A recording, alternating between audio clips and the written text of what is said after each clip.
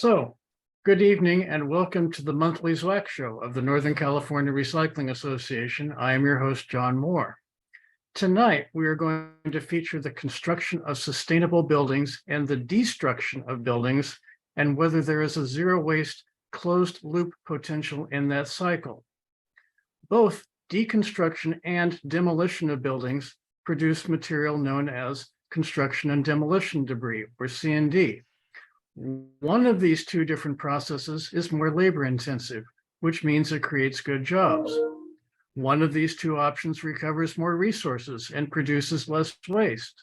But frankly, one of these two options is much easier to do, which is why when people who manage waste, as opposed to recycling, call something C&D, they don't mean construction and deconstruction debris, they mean demolition debris. But tonight I will interview Nicole Tai, the third generation president of the Santa Rosa business now known as GreenLynx, Lynx is in LY and X like the cat, lumber and reuse store, which as their website states is not your average reuse store. Nicole will tell us why they're not average and why they specialize in deconstruction, not demolition. In the initial part of the construction cycle, zero waste commands sustainability and supports green building standards. In our monthly Recycling Archives feature, we will hear from the late Mark Gorrell, noted zero waste architect, about his work in the building of Berkeley's own ecohouse. A proverb of the Bible tells us that wisdom is a house with 7 pillars, something that is sustainable and timeless. And so tonight we apply principles of wisdom to principles of construction. And with that, I introduce Susan Kinsella, who is the director of the archives, who's going to read us some excerpts from Mark Gorrell about the ecohouse. Thanks, John. Let's see, let me find them. All right. Well, tonight, I want to read to you excerpts from the archives interview with Mark Gorrell, because his interview, which is the longest one that we have at this point, running 153 pages, even after editing, he was interviewed by Dan Knapp back in 2010 and 2011. It took 10 different recordings to complete the interview because, unfortunately, at the time, Mark was dying of cancer. The interview is inspiring and yet it's so bittersweet. Dan and Mark had been best friends since their college days in Oregon.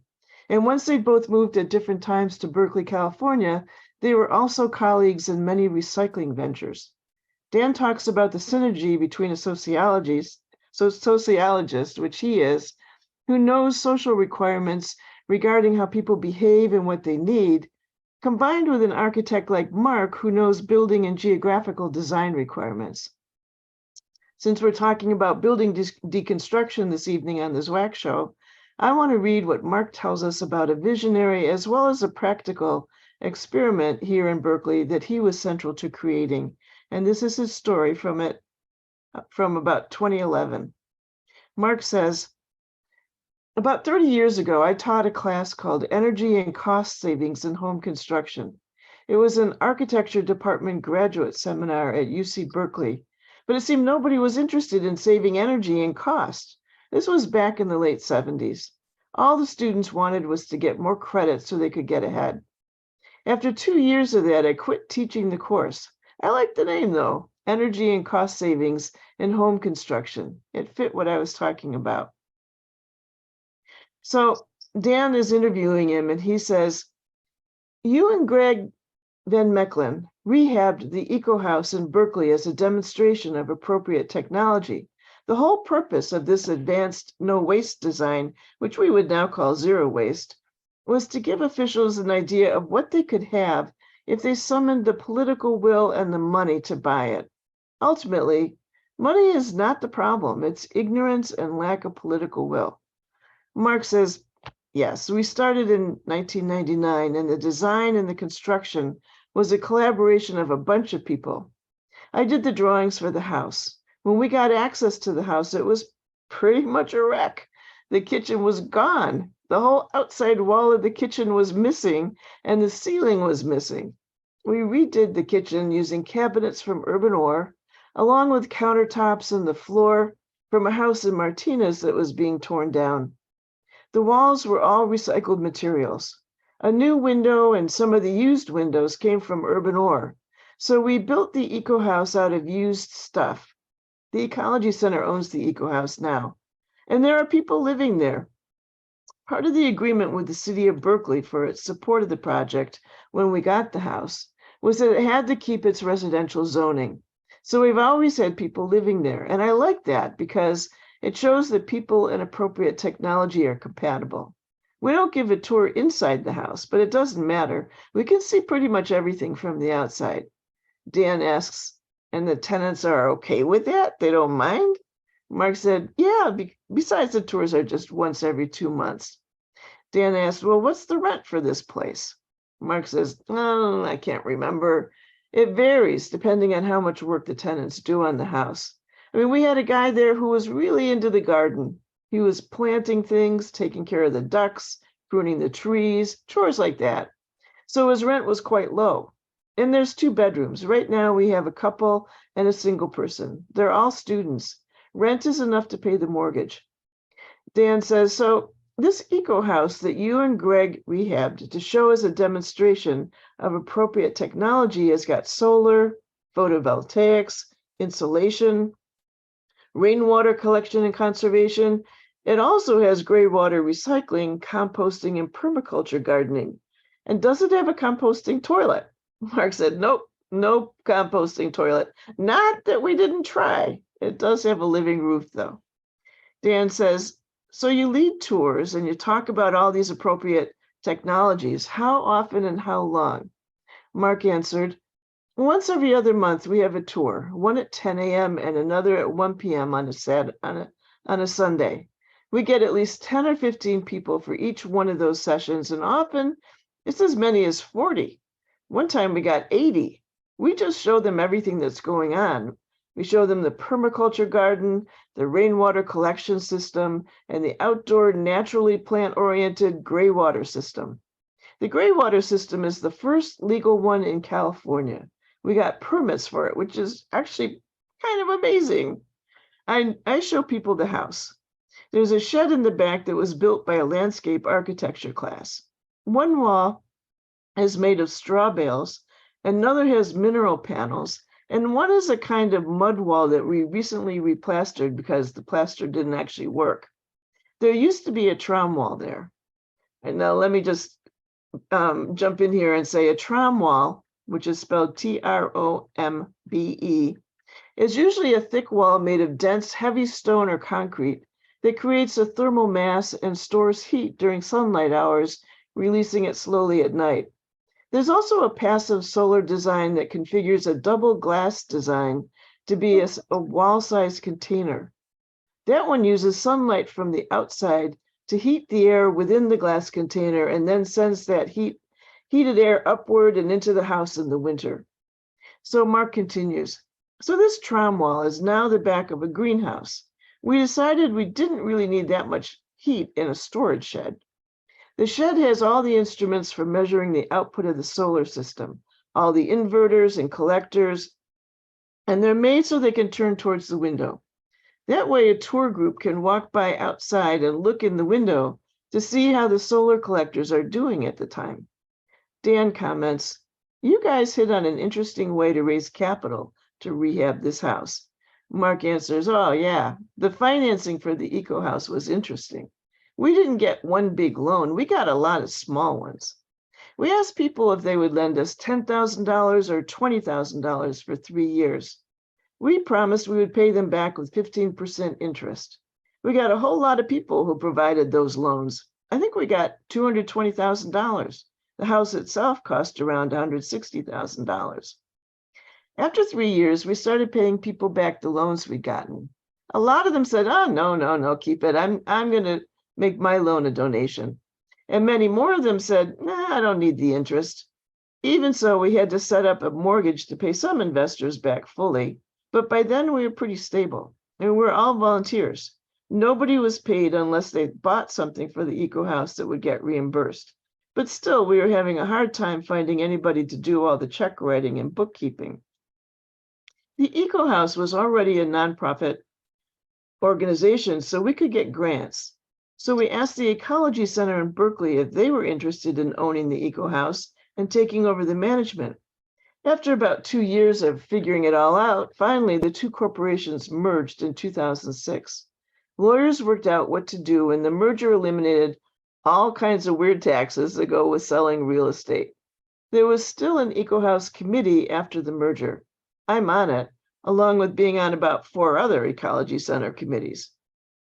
Well, now in 2023, according to the Ecology Center's website, the Eco House is still a demonstration home and garden located in a North Berkeley residential neighborhood. The Ecology Center holds classes and workshops and tours of the house and garden designed to teach people from all walks of life how to make their living spaces healthier, more productive, energy and water efficient, and ecologically friendly. There's more information about the Eco House features on the Ecology Center's website, as well as opportunities to sign up for volunteering along with classes and tours. Now, Berkeley has another famous ecologically sustainable demonstration house as well, and that one also brought a lot of happiness into Mark's life. Sometime in 1980, he and his girlfriend Nancy were just starting to go out together. So Mark, and in this case, he's speaking directly to Dan, says, "You were giving a talk on recycling at the Fair Loans Institute's Integral Urban House in Berkeley. Nancy and I went down there to see it. You talked about the whole recycling and reuse and composting thing, no waste. And she said, 'Oh my goodness, this is just incredible.' She got really excited listening to you talk about it. It had never occurred to her that we could stop wasting and build communities at the same time. She's been involved in recycling ever since. She even got herself onto a recycling board of directors." Dan, in a sort of incredulous kind of voice, says, "You went on a date with Nancy to the Fair Loans to hear me talk?" Mark says, "I don't know if it was really a date, but it probably was."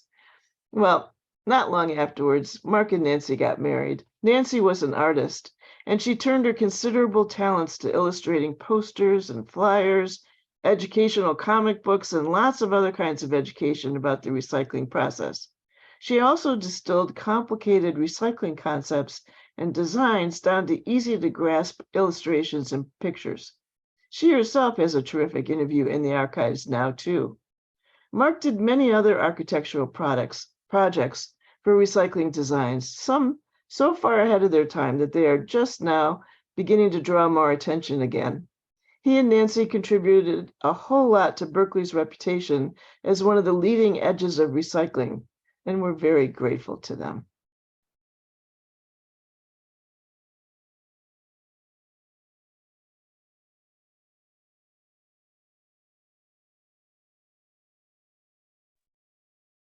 Well, I'd just like to say thank you very much, Susan, for that.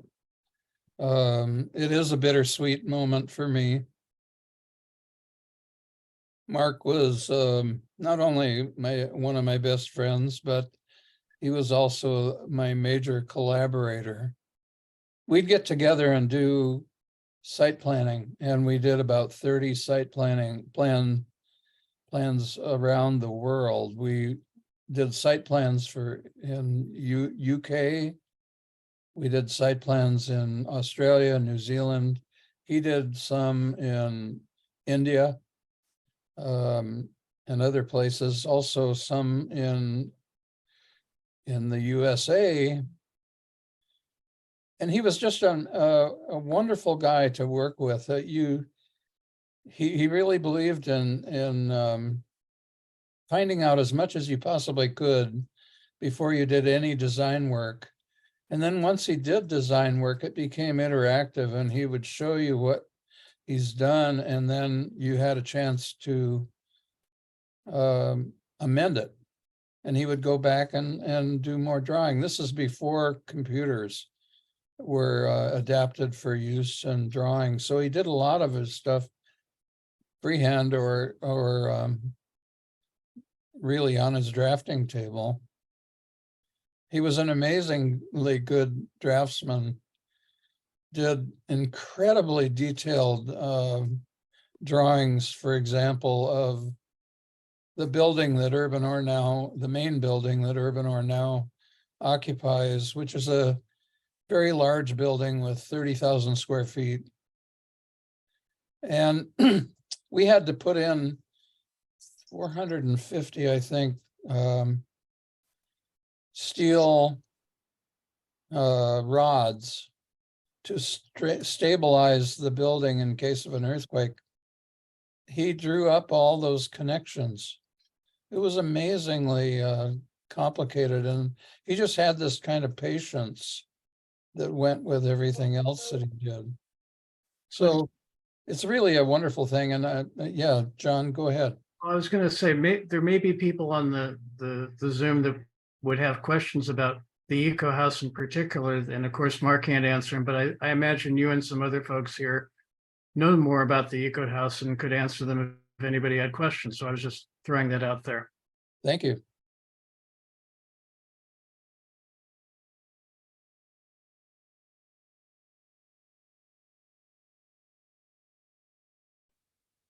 Well, if nobody's going to say anything, I want to say too that there was a particular city council person, Linda Mayo, who was extremely important in the development of the Eco House.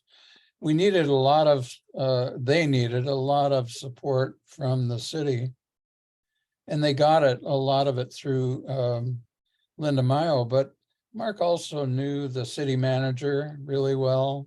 He could drop in on him almost any time, and the guy would give him a half hour or an hour to explain something. Mark did one of the, Mark got into, he got into designing the truck that, the truck model that is now the dual stream truck that's used in residential collection all over Berkeley.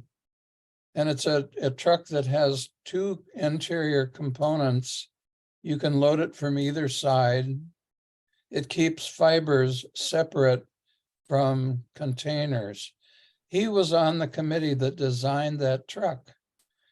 So his design sense went in all kinds of different directions and in all sorts of different projects.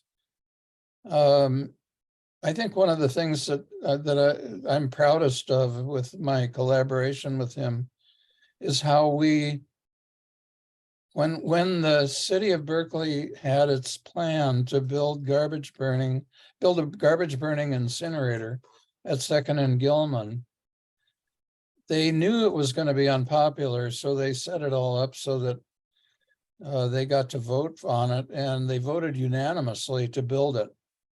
That left us with no choice but to try to change their minds. We did that for about a year. We got 4 out of 9 to change their minds, but then it got really difficult and it just wasn't going anywhere. So we had to do a citizens initiative instead to stop the thing. But the thing is that once it stopped, the city was under a major order from the Corps of Engineers to end landfilling by, I think it was October of 1983, or face big fines. So, and they had no plan B. When the voters turned down the incinerator, there was no plan B. Well, Mark got the design, got the architect or the engineer's design for the site, the 7.2 acre site. And he redid it, taking out the incinerator and putting in all the information that I was trying to give him from being a scavenger at the City of Berkeley dump. So here's a sociologist and an architect collaborating, doing work that is normally done only by engineers. And they usually have it all locked up so that nobody else can do it. And they're trained in such a way that you end up with the kinds of facilities we've been struggling with for the last 30 years that end up with a lot of contamination. Mark wasn't about contamination, he was about clean resources. And that's why he was, eventually, one of his biggest honors was the Ecology Center voted him Emperor for Life. And so he was very happy with that. Buddy said at one point, I didn't know what Amber meant in that context. So while we're waiting for Nicole to join us, not to put you too much on the spot, Doug, but is there anything new in the legislative field that's kind of hot and new that you want to share with us or could share with us? Didn't really come prepared to talk about legislation. All the bills, as of June 1st, all the bills moved from one house to the other house. So now there's another round of committee meetings and so forth. One thing I need to do is update the list of bills that are active on Cal Recycle bills. And I'll be sending it out in the next couple of days. So stay tuned for that. Yeah. Well, I didn't mean to put you on the spot. I did see something that legislatively exciting today, which I didn't know about, which is that last year, the legislature passed a bill authorizing a state agency to make regulations that would ultimately allow humans to compost themselves, which is something that Washington legalized a couple of years ago. And it's a situation where you can compost yourself and then have a plant or a tree grow out of your composted remains, which I think would appeal to a lot of different people. But it was passed last year and I didn't know about it, so I'm throwing it out there. Well, good. Thanks for sharing. I'm not sure you compost yourself. I think somebody else does it for you. Hmm. Hmm. That's what Dan and I are gonna do. It's an appealing idea. You could make yourself a couple of oak trees, right? Or something. Or whatever. Or redwoods, or Dan has roses in mind. Roses. You have to prune roses. I like black locust. Yeah. Or there's a rambling rose. Hmm? You could be blackberry or ivy and grow forever and nothing could ever stop you. Oh, no. Oh, oh. Yes, on The that one. blackberry in our backyard. No, don't do that. I've dug up too many blackberries and picked too many. But once a year, you'd be happy for all the fruit. Yeah, a toyon tree will do that too. And it's a native plant and drought tolerant. Have you eaten toyon fruit? No, the birds do. We have a toyon tree. How is the toyon fruit? Or Uh, the berries? The strawberry finches like it. They nest in it. How do you like? Well, not the toyon fruit. Never tried it. It has this reddish look, and I tend to stay away from red fruit in the yard. That's interesting. The birds identify things as desirable by the fact that they're red. And they're programmed to eat them. Yes, that's why I got that info from Captain Moore, who found the gyre in the Pacific. Mhm. And he's the one who had that albatross chick Yeah. that died of starvation with a full belly. And the full belly had a lot of red bottle caps and things in it. And he explained that the red color is a signal to birds that it's edible.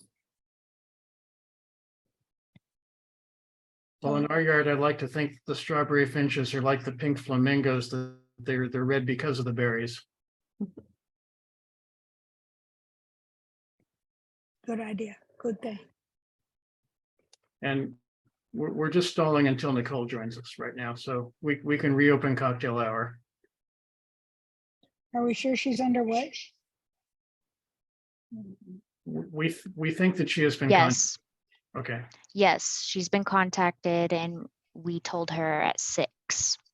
Mm-hmm.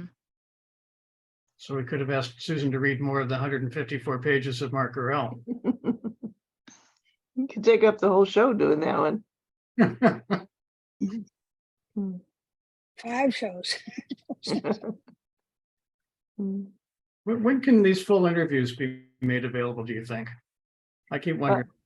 Well, I mean, individually they can be, but I am working on a website that I'm hoping to have become visible by the end of the summer. and they'll be on that.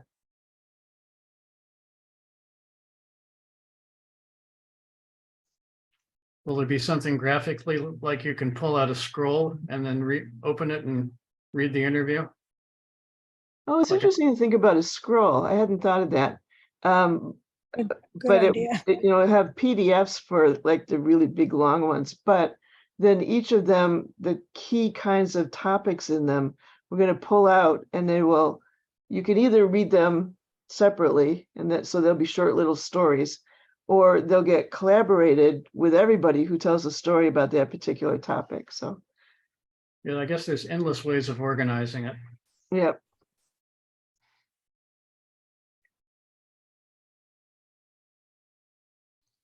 And you're working on a website right now, Susan, is that it? Yeah, yeah, it's a WordPress website.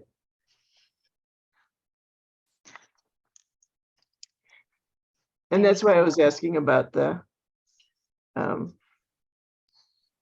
videos, because we can put them on a YouTube channel for that too. Yeah, it would be nice to have the videos alongside the transcriptions. Yeah.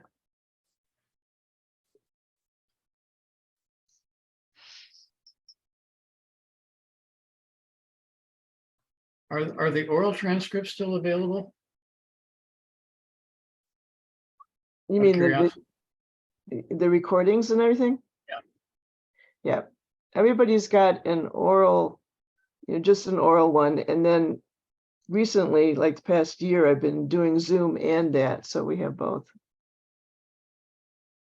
Although I wasn't planning for the Zooms to be published, but different pieces could get cut out of them, I'm sure.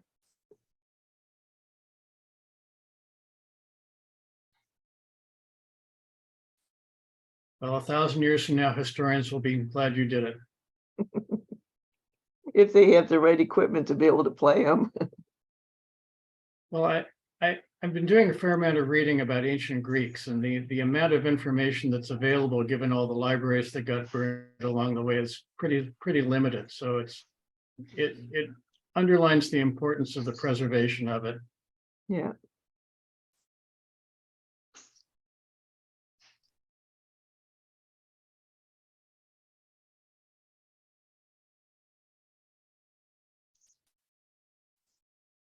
I wonder if the ancient Greeks recycled. I bet they had to. I mean, most cultures did because they just needed to. Well, I would imagine some of the more wealthier cultures were less rigid about it. Mm-hmm. I don't know how wealthy the Athenians were. The Spartans were probably Spartan about it. Yeah.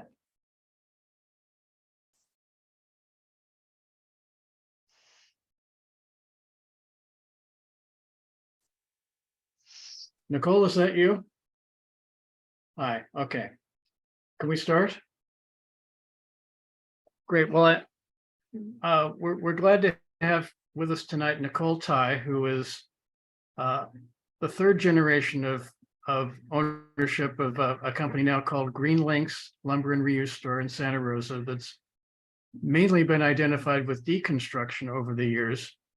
And Nicole, I usually ask people to start with, how the heck they got into the business, but it sounds like, it was a matter of family. So how the heck did you get in this business? And you have to unmute yourself. Yeah, it was kind of serendipitous / a total fluke. I had graduated from grad school from UC Davis. I did my undergrad at Berkeley in conservation resource studies and Native American studies, and then did community development at UC Davis. And there really wasn't much in terms of jobs back then for with those degrees other than forestry. So I ended up working for my grandfather and my mother, who was basically in the process of taking over our family company, which was commercial tenant improvement in the south of Market. Mhm. And so I quickly started realizing we were in kind of an unusual time period, it was the first .com bust was starting to happen. It was like a boom and a bust cycle. And so every time we would work on a project, we'd get a call sometimes 3 months after, sometimes 3 days after, and the landlord would say, sometimes we hadn't even been paid our final check, and the owner of the property would say, can you come in and demolish everything? And so I quickly kind of sprang into action with an old dump truck that the other crews weren't using, and just started, you know, trying to pawn my stuff off on places like Urban Ore. And building resources existed at that time, and trying to sell to subcontractors. And so it worked out. And then I've kind of been hooked on reuse ever since. I've had a couple of, I don't know, different professions in between then and GreenLynx, but they're all pretty related. So let's talk about commercial tenant improvements for a second, because I've been involved with some of that. Typically, the landlord gives the tenant a really fairly raw space, and the tenant comes in and, you know, builds the thing out to their specifications. Sounds like you were on the other end when the tenant is gone and the landlord wants to go back to it being that roughly raw space. Was that what it was?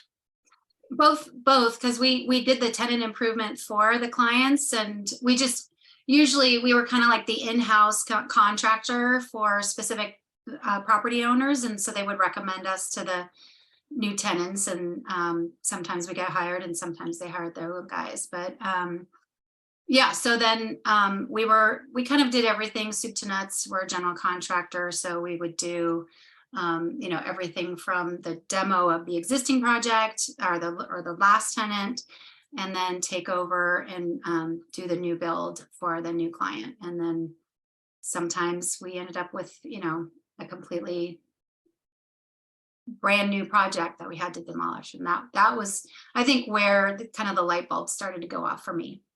That's what I was going to ask you, is when the light bulb went off, because at some point you must have realized that salvaging some stuff made more sense than smashing it all together and mushing it and throwing it in the landfill. What happened?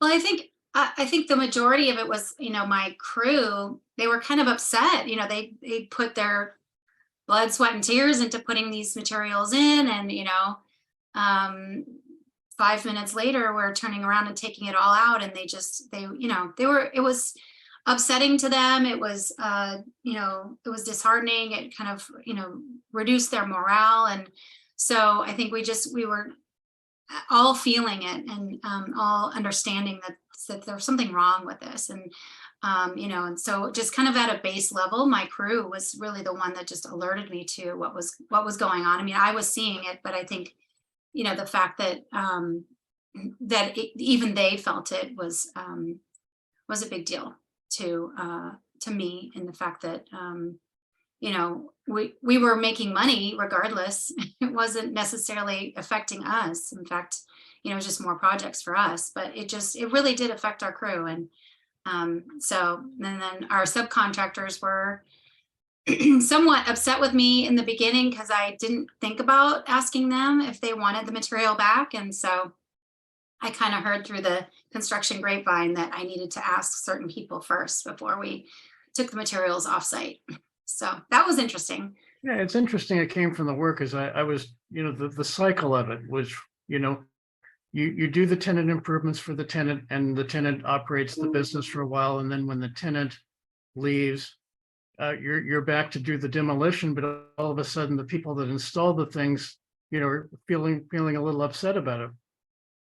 Yeah, and I think, you know, I think that is just, you know, we can all feel these ways as environmentalists, but when you see everyday people, you know, that have worked and are also seeing that there's something wrong with this, you know, that there's something there, and B, that there's something you have to do about it. And so, I mean, I had already, I went to Cal, so I had already known about Urban Ore, and I was like, I know that this is possible.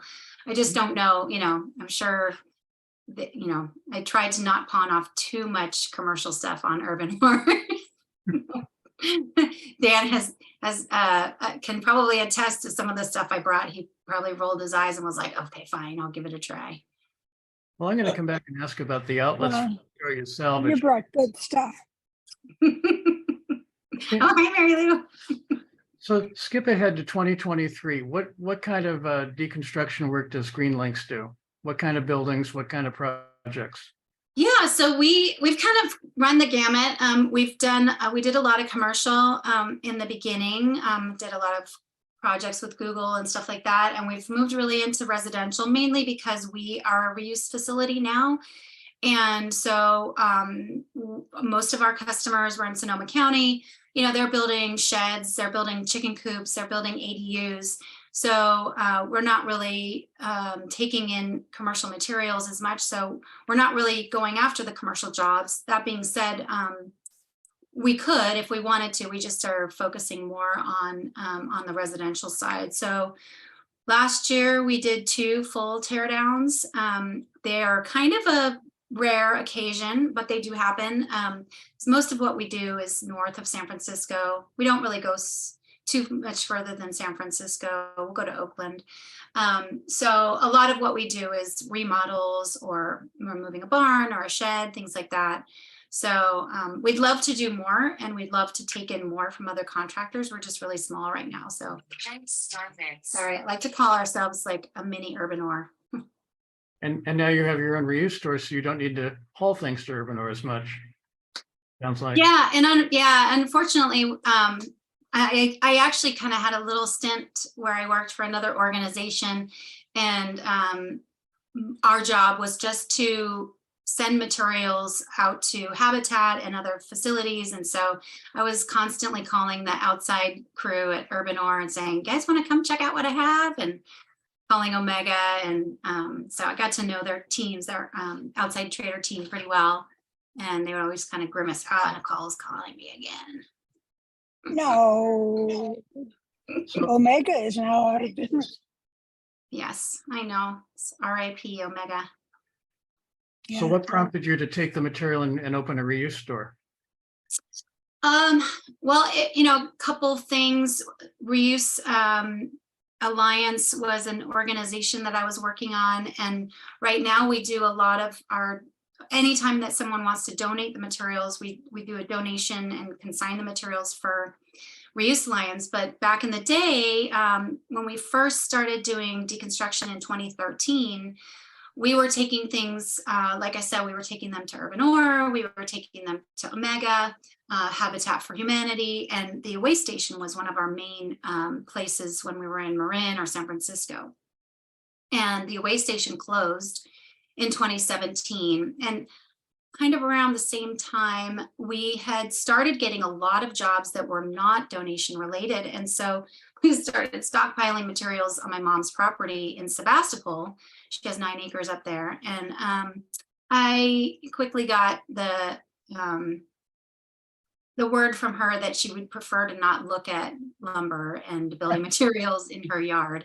So we actually were hunting from about 2015 for our own space, because it just started piling and piling and piling. And when you don't have indoor space, cabinets and things like that just don't last. So we really suffered for a few years having stuff out, covered in tents and things like that. It was not great. So 3 years to find a space. And 1 year we actually had a space. It was 2016. We had a space we were in contract for. It was ideal. It was like 25,000 square.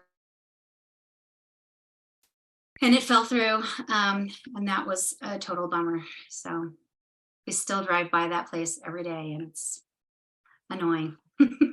So your website says you're not your average reuse store. How are you not the average reuse store?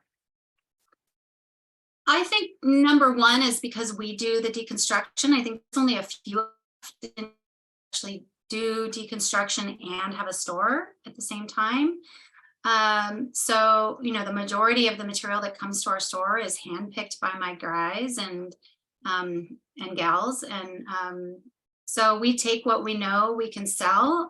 We also try a lot of things that other people won't. Kind of like Urbanor, we try to, keep our mission in the forefront of our minds, that our goal is to try to divert as much as we can and save as many resources as we can. but we're also a business. And then so, and we have very limited space. So unlike urban ore, we just can't take in everything because we only have 10,000 square feet indoors and about 6,000 outdoors. So it's much, much smaller and very limiting. So I meant to ask, a lot of people talk about construction and demolition debris, or C&D, but deconstruction is different than that. Briefly, can you tell us what the difference is between deconstruction and demolition? I think that there's two different differences between demolition and deconstruction. The main one being deconstruction is done by hand, sometimes with a mechanical assist, but generally we employ about 5 more people per week than demolition. Demolition takes about, of a 1,000 square foot house, takes about 1 to 2 hours to take the house down. And then maybe another day or 2 to get all the materials off the site. For a deconstruction crew, that would be an entire week. And so we are employing a lot more people. We're taking materials apart by hand. And the second difference is that our main goal and our main objective is to reuse the materials. So recycling is a secondary thing that we do. It's because some of the materials just either don't come out in a reusable state, or just because they're just more valuable as recyclables. But generally, most people don't want used copper pipe unless they're artists, and that's just not, a big market right now. So that goes to recycling. So mainly those 2 things, I would say. So if demolishing a building is less time consuming and it's cheaper in labor costs, it sounds like it's cheaper overall to do it, maybe easier to do it. Why not just do that? What's the business sense of doing something different? Right. Yeah, I think, so there's 2 kind of routes that we go. When we have a remodel or taking down a shed or something like that, generally we're pretty competitive with demolition. You have to, especially with a remodel, you have to go through the front door and you have to not break it. So the materials kind of have to come out the same way, at least through the same route, and ideally in reuse, they come out whole. So we can be pretty competitive when it comes to remodels, but when it comes to tearing down a whole house or a whole building, the main mechanism for making that work is a tax deduction. And that's for California. In other states, they're able to make it work because they have much lower, and their labor rates might not necessarily be lower. It's just that all the other external costs are lower for them, whether it's operating a materials yard or taxes or workers' comp, things like that. So I would say we're 2 to 3 times more expensive in just the construction industry in general in California than in most other states. So the tax deduction is a really huge driver here in California. And that enables us to offer kind of an offset. So it might not necessarily result in them getting any extra money. That would be great if they do. That's usually only houses that have, 15 times the amount of materials that a normal house has, which some houses do. But the main thing is to try to offset those costs so that they can make deconstruction happen. I think a lot of our customers are, frankly, they're just wealthy and they need that tax deduction. It's tough for us to make the sell to middle income, and seniors are really tough if they're on a fixed income. They just can't use the tax deduction. So that's our main driver. What's the tax deduction? Can you explain that? Because I don't know it. Yeah, so it is kind of the same thing. It's a non-cash contribution.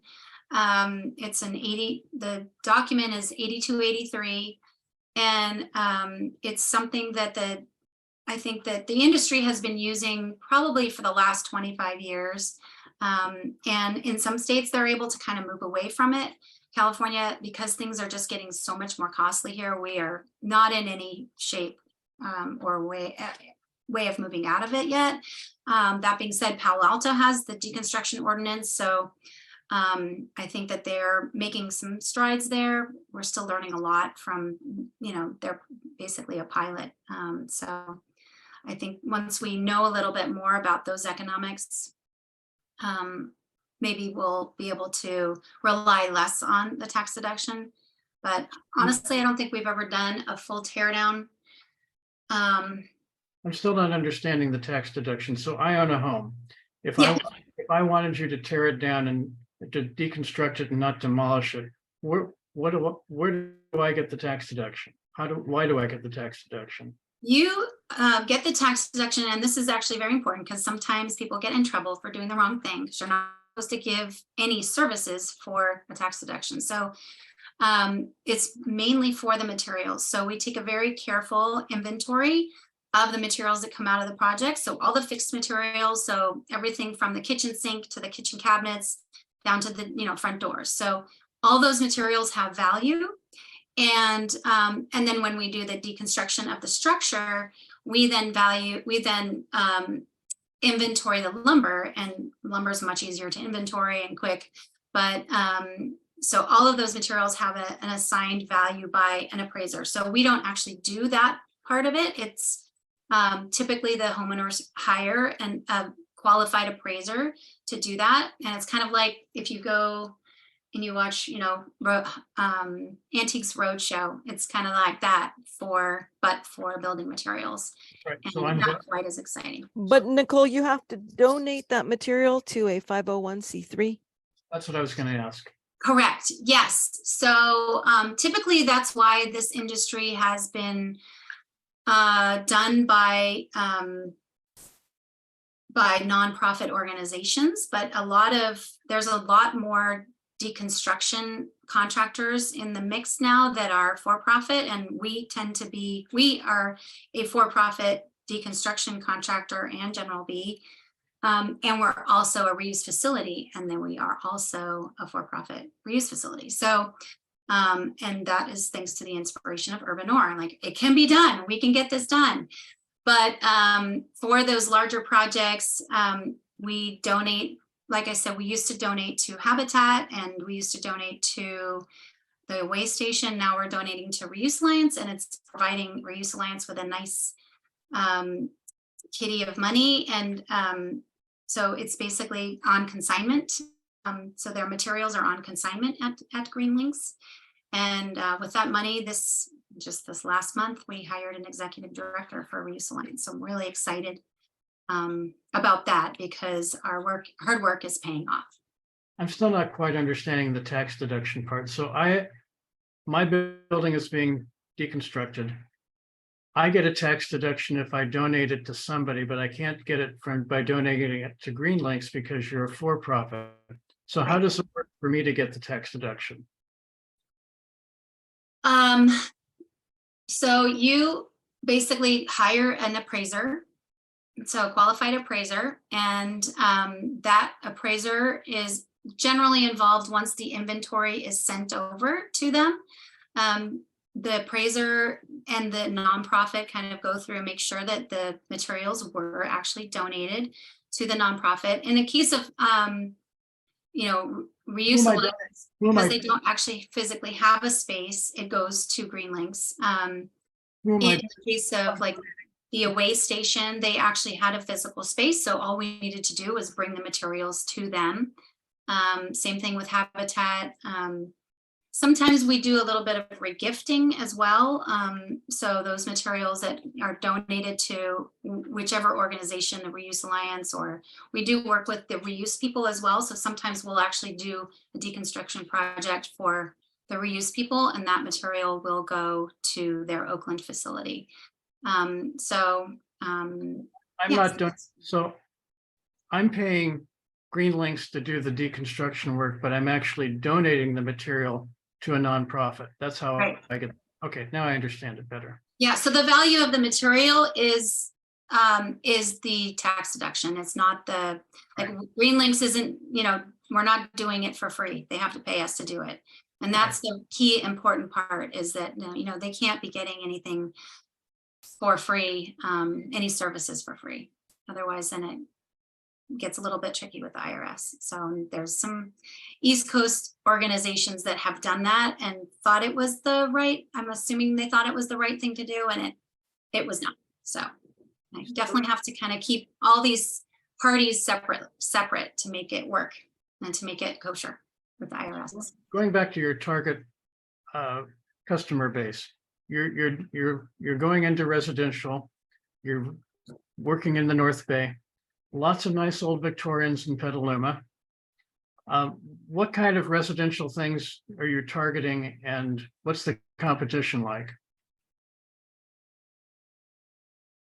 So we generally target, our preference is older buildings, so pre-1940s, just because it has better lumber and it makes our facility a little bit more money than S4S, which is smooth on four sides, you know, anything you would find at Home Depot. So those are our ideal projects, but we do get, you know, we got a 1970 structure out in Stinson Beach, and it had #1 lumber and was lined inside and outside with redwood, and it was just a phenomenal project. There was just so much material to recover and to bring back to our community to sell. What do you do about when these older homes, as older homes do, have hazardous material? They have asbestos, they have lead. What do you do about that? Or how do you deal with that? Yeah, so the asbestos is handled usually by a contractor before us that's certified in asbestos. We've had a couple of deconstruction companies like mine try to do both deconstruction and asbestos. And I think that asbestos is a little bit tough to do as a deconstruction contractor, because it really changes your workers' comp rate and makes it almost impossible to do. So usually there's another company that comes in and does that first. And sometimes we'll kind of stagger it. So they'll come in first, then we come in after them and do a little bit more so that it uncovers things for them. And so generally that's how we do asbestos. And then lead, we can do ourselves. We're lead certified. So we don't do a lot of it just because it's not our specialty, but for the contractors that we work with on a regular basis, we'll do it. We just don't like to, because we prefer to do deconstruction. So sometimes we'll get other lead contractors to do it, so we don't have to. What I was getting to is, when you're salvaging the lumber from an older building, what do you do about the lead paint that's probably on it? Yeah, so we have signs all over our store that say, if it's painted, consider it to have lead paint. It may or may not, depending on the customer. We usually talk to them about it. A lot of our customers that buy, most of it is redwood that has paint on it. Fir tends to be structural and doesn't usually have paint on it. So we're talking mainly about old growth redwood, which is a highly desirable and pretty much unique and almost, extinct material. So it is actually an issue that, is kind of near and dear to my heart. And in two ways. One is, I want to make sure that this material gets back into the community because it's beautiful. But the other side of the coin is, I would really like for, some studies to be done on removing lead from this material. And the best way to do that. We have the tried and true methods of just using a saw and taking it off that way. We also have, the gels that you can put on. We usually don't recommend that people sand it at all, because that's a definite way to get the lead into the air. So most of the folks that buy it, they are aware of what they're getting, and they're buying it because they're replacing existing and they need to match their existing. So, and if it's woodworkers, they know what they're working with. So they know to cut that piece off. So when you're salvaging it, you're not trying to remediate the lead. You're just selling it as is, essentially. Right. Yes.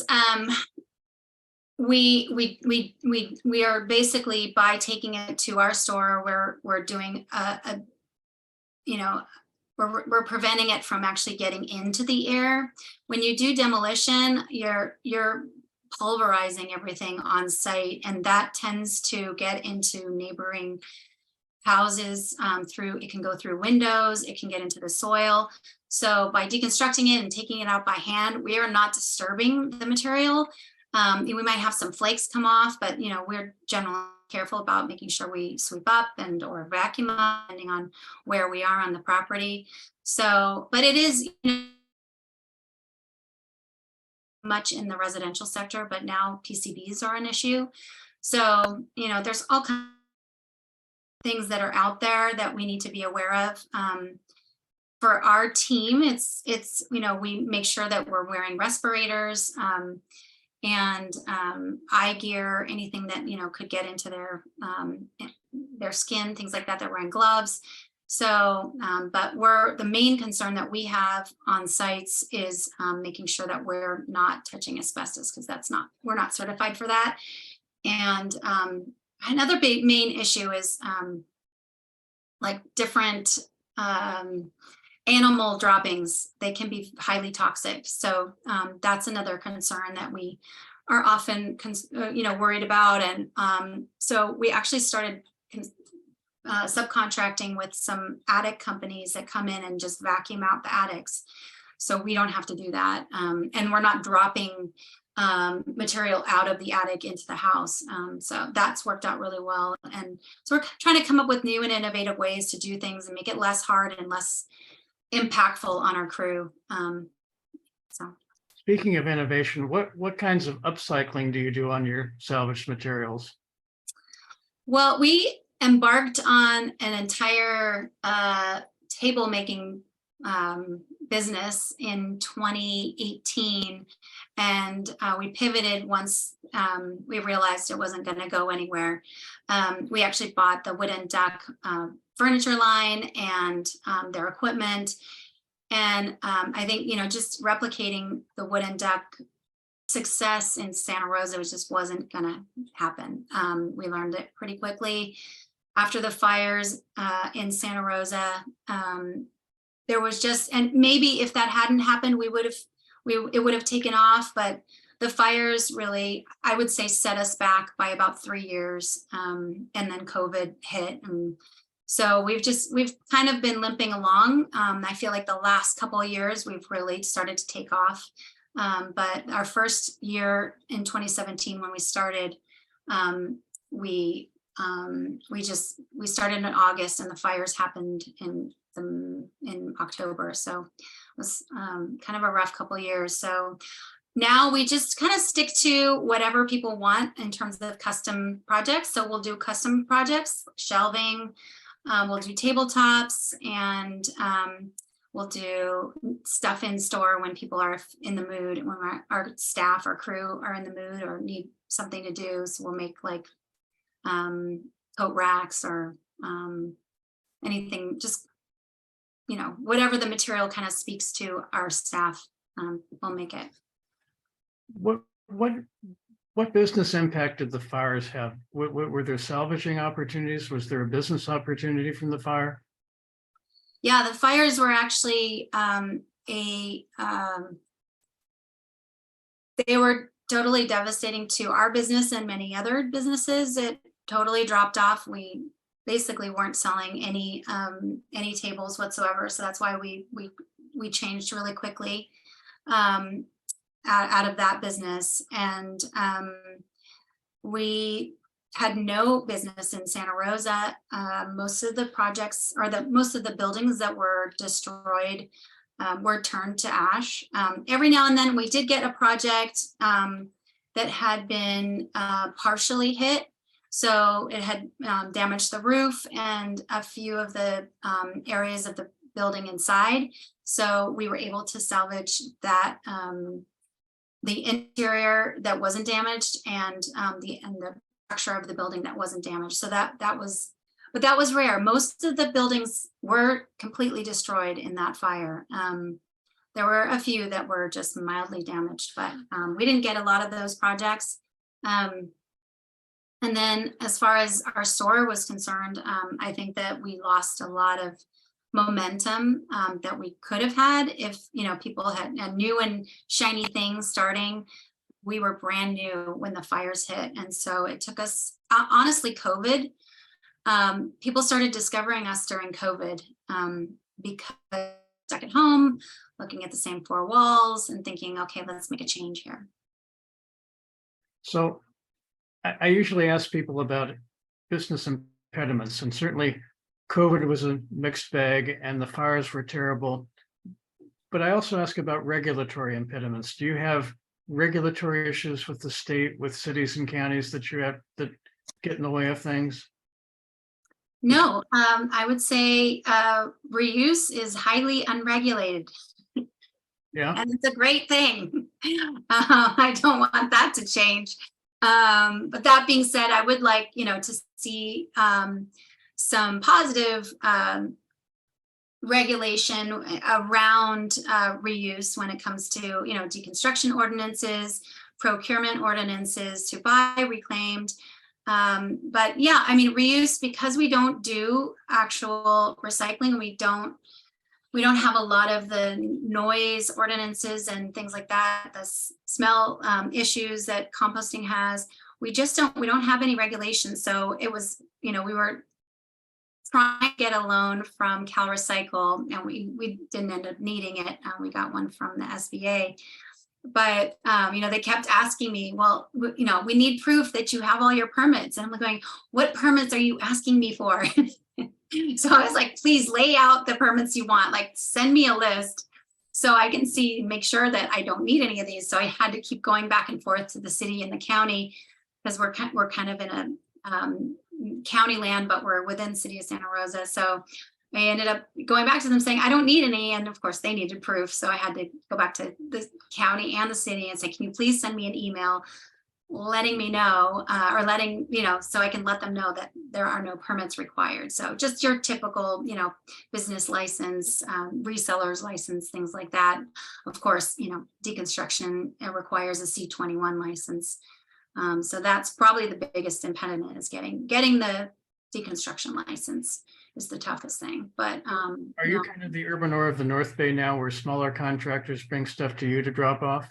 You're the destination drop off? In the North Bay, we don't do a lot of receiving from the public or from contractors, but we do have a few that will deliver. We just did a project in Hillsborough with another contractor that is San Francisco based.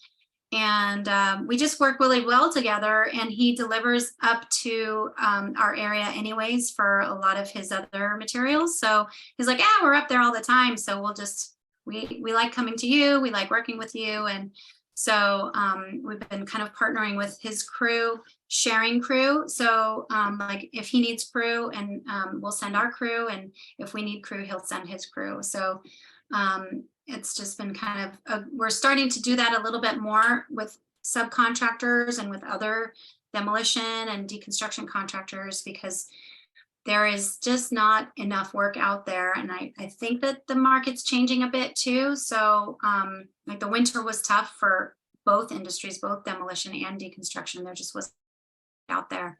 So, but yeah, so we do take stuff from the local community.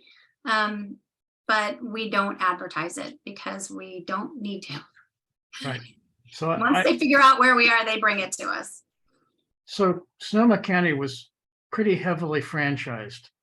Mhm. Long time with North Bay, now with Republic. And that tends to shut off the supply of secondhand materials. That doesn't sound like it's affected you very much. Well, I think that Sonoma County is, we don't actually get a lot of our materials from Sonoma County, and that's just because we started out in San Francisco, and so we're slowly building our clientele on the deconstruction side in Sonoma and Napa. So the majority of our work has historically been in San Francisco and Marin. And so we're slowly now seeing a change in our deconstruction projects, where I think last year was the first year where we had more projects in Marin and Sonoma than we did in San Francisco. So the That's more of our preference. We don't really like to drive to San Francisco if we don't have to, but the materials in San Francisco are amazing. The other thing is there's just not as much demolition and deconstruction happening in Sonoma County. People are not as wealthy, so they're not, they're, you know, fixing up what they've got. That being said, it does happen. You know, we do have, we took apart a house in Cloverdale. And actually that was a unique one we did with it was an architect that owned it, and he did the majority of the salvage himself. And then when he got to a certain point where he wasn't comfortable doing anymore, then our crew took over. So yeah, I think he ended up having to keep one wall or something like that. What kind of materials have the best profit margin on them, if I can ask? I mean, the things you salvage, is it the lumber? Is it the copper? What is it? The best rate of return is our old growth lumber, and redwood is the highest. It has, so just to give you kind of an idea, we sell a 2x4 in S4S, which is, you know, modern lumber, at 38 cents a linear foot. For 2x4, we actually just lowered it, but it used to be around $3 a linear foot. We just lowered it because we have so much of it to about $1.30 a linear foot. So that's a whole $1 more. And then we sell rough lumber, rough fir in particular, for about $3 to $4 a board foot. And redwood right now, we generally can't get more than $5 a board foot, but we're looking to start, you know, getting higher end lumber as well. So if we get into higher end, we might get up to like $8. We have some colleagues that do about $12 a board foot for really, really old and funky redwood.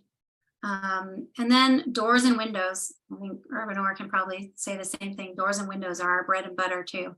So they do really well. So everything else is just kind of community service. We have it there because we know it needs to be saved, and people, you know, they're loss leaders. We lose money on them, but you know, our job is to save materials from the landfill and help, you know, with our climate crisis. It's not to make money. The making money part is, you know, to just keep our doors open. Is there a way to quantify how much you recover from going into landfill? Yeah, so we just started a couple of years ago figuring it all out, and I don't have the numbers off the top of my head, but I think we were around 300 tons last year, and we're kind of figuring that we have two different numbers. We have our deconstruction numbers, so what our deconstruction crew takes out and salvages, and then we have the number that actually leaves our facility, because that includes things that are brought to us. So and then we're hoping, if we are able to expand, we're hoping to expand next year. We're hoping to make that number go up by hopefully middle of 2025 to 1,000 tons, 1,000 tons a year. That sounds super. So I want to give other people a chance to ask you questions, because we haven't had anybody on the show before about deconstruction. So if anybody has questions of Nicole or Mary Lou. Yes, I would like to know, how are your workers' compensation insurance rates? Some years ago, I talked with one of the guys who now works in Department of the Environment in San Francisco, and his organization had done some deconstruction on an experimental basis, and they had to pay, you know, the workers' compensation insurance rates go as a fraction of $100 per $100 of payroll, but his rate was $100 per $100 of payroll. Mm-hmm. Yeah, so right, I'm getting some glare. So because we do so much, we have, my mom is a kind of a workers' comp expert at this point. She's been doing it for a long time, and she's really good. We get I don't know, most organizations, especially construction, we get audited every year by workers' comp. So it's constantly being adjusted. But so we have different rates for the different activities. So our timesheets are a nightmare, but our crew has learned to do it. But like, so if you're sweeping, and that is, you put that down for an hour, and that's one workers' comp rate. And so it's a pain, but you know, that's how we have to do our payroll, because that's otherwise we would definitely be out of business. If we just called ourselves, I don't know, if we just called ourselves carpenters, or I mean, but it doesn't even, carpenters doesn't even really cover what we do. So everything we do is different, and even in our store it's different. So like our lumber store has a different rate than our reuse store. Luckily my mom is willing to do that work, and when she retires, I'm gonna unfortunately have to take that over. And so I'm just hoping I can be as good at it as she is. But it costs us about, I think, $25,000 a year for workers' comp. It varies, like, you know, like we made a mistake one year and we hired a bunch, we had a big job and we had a bunch of temporary workers, and some of them we really liked. So then we hired them on for the next job on our payroll. And that really made us get into a big hole. And I think we owed $50,000 that year. And then the next year, because we didn't have that same amount of people, we got a credit. So, but we had to pay $50,000. You know how it is to pay.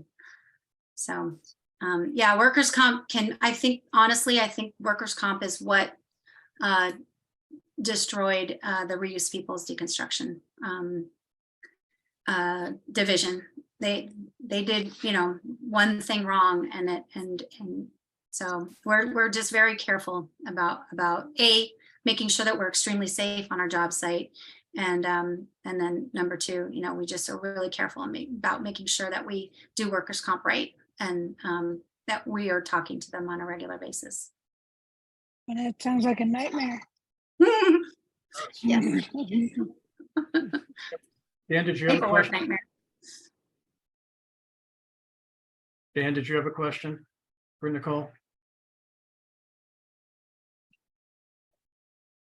You're on mute. You're on mute, Dan.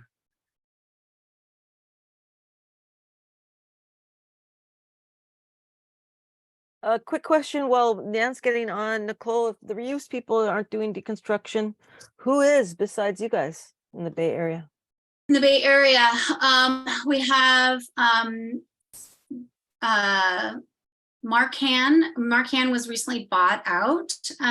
So that was excellent to hear that a deconstruction company, he's actually a demo company, but he does a lot of deconstruction, that he was able to, you know, sell his business and at a profit and move on and retire. Hopefully he'll retire soon. There is Daniel O. Davis. I would say a lot of the deconstruction companies are actually demolition companies that do deconstruction. So as far as deconstruction only, I think that we are probably the only deconstruction company. Like, we don't do demolition. I'm just trying to I think think. there are like 5 or 10, you know, I just contrast that with Portland, of course, where there are 17. So Yes, yeah. So I'd say we have one that is pure deconstruction, and then we probably have about 10 to 15. There's Associated, there is Excel Site Services. We are now training MG Demo, which is out of San Francisco, to do deconstruction, and we loan our crew out to them when they need to do, you know, more fine salvage work. There are, I'm trying to remember his name. There's Green, it's not Green Demo, but there's a company called Green something in the South Bay. And I'm sure Ted, you know, Ted's probably got a list of them all, but we have a few that do commercial. There's CV Environmental, and I don't remember the name of the other one. I don't know. I've got a list somewhere that I can send to everybody, but we're actually going on Thursday before the Zero Waste Sonoma board and proposing a deconstruction ordinance along with our C&D ordinance. And one of the things that's in the list of their to-dos is to create a list of deconstruction contractors. So we'll be working on that with the county to make sure that they have, you know, everybody that's capable and wants to do deconstruction listed. So if you're the only deconstruction outfit around, it sounds like a marketing issue. How do you market to get more people to want to do it? I think it really is more about an infrastructure issue and an ordinance issue. So the reason that Portland has so many is because they have a deconstruction ordinance. And so, you know, they have basically built a market and an economy, a deconstruction economy in Portland. We don't really have that just quite yet in the Bay Area. Palo Alto's ordinance is a little bit more focused on source separation than on reuse. So while they call it a deconstruction ordinance, I'm not sure that it in practice is actually resulting in the amount of reuse that we want. That being said, Portland also kind of was reporting that some contractors have higher yields than others. And, you know, I think that it's fine. You know, some people are going to get a 30% yield of reuse, and other companies like me, I mean, we strive for 80. We don't always make 80, but it's the house that presents itself to us tells us what we're going to be able to do. It's not necessarily, you know, our skill level is there, but, you know, if we have a house that's full of, let's say a lot of sheetrock, that's not salvageable, and a lot of stucco, it's not salvageable. So, you know, and weight doesn't always tell the full story. And so that's another thing that I'm hoping that we could kind of change is, you know, take concrete out of the equation and let's just talk about the structures, you know, the structures from the foundation up, because concrete is the majority of what is in C&D waste in terms of weight. Dan, did you have a question? Yes, I did. And I think Susan will appreciate this a little bit.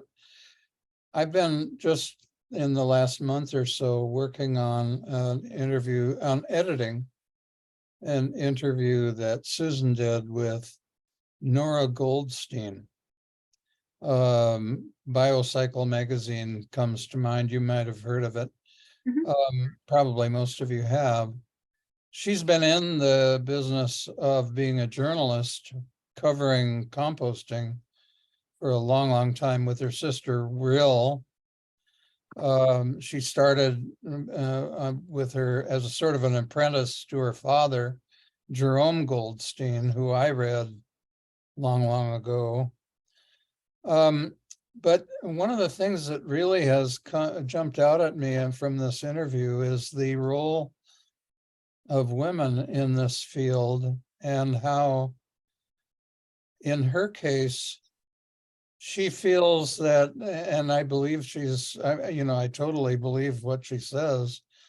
She's a woman in a male-dominated field, and she's bullied, or they try to bully her. One of the things she's got going for herself is that she's extremely passionate about what she does. And there's just a lot of ins and outs to this. And when the two people get going, that is Susan Kinsella and Ruth, I mean, not Ruth, but Nora. Yeah. Sorry, what? Nora. Yeah. Nora, when the two of them get going on this subject, it's really something. And here I am, a male, trying to edit this, but I'm wondering what your experience has been, Nicole, being a woman in a male you know, maybe it isn't so male dominated anymore. I know in Berkeley's case, when we started, there were many women who were, I mean, it really is a major trend in the city of Berkeley to have a lot of women running businesses that are recycling businesses. But I guess, you know, from what I understand, that isn't true in the compost industry, and it isn't true probably in a lot of others. And deconstruction, I would think, would be one of those. So I'd be interested in your views. Yeah, I mean, I think, we straddle, or I straddle two worlds. I straddle the construction world and the waste world. And so in the construction side, it's definitely true. I mean, it's changing, but a lot of the women in construction is happening more at the commercial level in, large companies. It's still not happening at the residential level at all, except for we'll see a lot of women on the job. Then they're usually the interior designer. Or maybe the engineer on the project, which has, is starting to happen.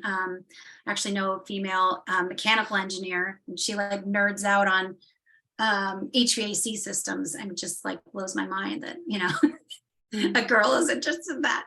So, so in that regard, I joined Marin Builders Association, and the first thing that I did was started a building women group, and it's still going today. And we meet once a month, and the goal of the group was really just to say, look, I work with a bunch of guys all day long. I just want to talk to some women at least once a month, and talk construction or not, and so it's worked out really well. And it's I think it's helped a lot of the women in our field, especially just feel like they have other colleagues, because we, even the folks that work at like hardware stores, there's a lot of men in the construction industry. So it is an issue. I do think that it is changing. And I do think, I think in the last 5 years, I've seen a lot of changes in the men in the industry. It used to be a very industry. It used to be, you would show up on the job site and not and heads would turn and jobs would stop being done, and and you were just disruptive as a woman. Even though I was a project manager, things would not happen, and it just and they just weren't used to having women on the job site. And I think that that's changing because more women are coming to job sites, and I think also because that are now coming up in the field grew up, in a different era, and their understanding of, I don't know, feminism and women's place in the world is a little bit different. So that's refreshing. We still get folks that are from the old guard, and my grandfather was that way. So I was used to it, and I just kind of sloughed it off, like, oh, grandpa, but I adored him, and he was a wonderful person. And so I generally go into construction, projects knowing that these people are wonderful people, and they really probably are really good to the women in their lives. They just are not used to having a woman show up on their job site. So that is changing. The shock of it is changing. And then on the waste side, I would say that maybe not so on the deconstruction side of things, although I do think that there are a lot of women now that are in the deconstruction world, especially in training, like Ann Nicklin, for instance, she does deconstruction training. There are a couple of women-owned or women co-owned businesses now in Portland. But on the reuse side of things, I think we have a lot of reuse facilities that are led by women. So I do think that, my business partner, he was a logger, and he looks a little rough around the edges, but once we started talking, we realized, like, we're, from, we're brother and sister practically. We just think the same way. We came at it from completely different perspectives. So I think it's definitely changing. I think deconstruction is definitely changing people's minds. We have someone on our crew he's in his early 60s, and he's been doing deconstruction his whole life. And he's learned a lot about, how to behave on a job site that's A, got a lot of women, and B, that we're trying to save materials. Like, we're not in here to like tear things up. And I think that just coming at it from that, we're all here to learn space helps. And it helps people, make those changes. Sorry, I have gonna move over here so that I don't have the sun in my face.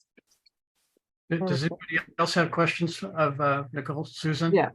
So you talked about deconstructing a house might take a week for your crew to do that. And I'm wondering, how big is the crew and how do they get the training to do that? Our crew ranges from, we have like a core group of about 4 and 5 that we try to keep on staff year round. And then it can go up in the summer months. We hire, college students, we hire people from temporary pools, or we borrow from other crews. So it can go up to 10 to 12, depending on the size of the job. So we, it's really, construction's a tough industry because you end up with maybe 3 weeks of work and 1 week off. And so that's why we try to maintain a certain level of crew, because we need those high skill levels year round. And we'd love to retain more people, but we just can't. Once we have a job that ends, we have to lay people off, and the construction world is brutal like that. So we've had the same crew. We've had one guy on our crew. I think he started when he was 19, and he's been with us, I think he's 24 now. So we'd start people off, sweeping, and just teach them on the job site. We give them if they're capable, we give them the deconstruction textbook to read and take home, and Brandon will do certain trainings out of it. Now we're training our deconstruction lead to do those trainings as well. It requires a lot of specialized tools and specialized skills. Try not to get mad at people, because everybody's learning. Every building we open, there's a new material that nobody in the crew, even Brandon, hasn't touched before. So, that's a constant on these jobs, is there's always something new to do. So, but the on-the-job training is what we do. I would love to not do that. We've, I'd love to have in our downtime other training happening, which we do. We do like forklift training and denailing training. We'll do in the shop. We'll do material identification in the shop, things like that when we're in our downtime. We'll do sexual harassment training, all those other kinds of fun trainings, when we have our downtime. Mm-hmm. But deconstruction happens on site generally. So we usually try to end by 7. Nicole, thank you so much for spending your dinner hour with us talking about deconstruction. I wish you all the best to get to the 1,000 tons per year diversion, and hopefully a more profitable 2024 and 25. So thanks again. Every second Tuesday of every month, we try to find somebody new and interesting to talk to on the ZWAC show. And I hope you'll join us next month. Thank you so much. Thanks. Thank you. Good to see you all. Thank you. you. Good night. Good night. Good night.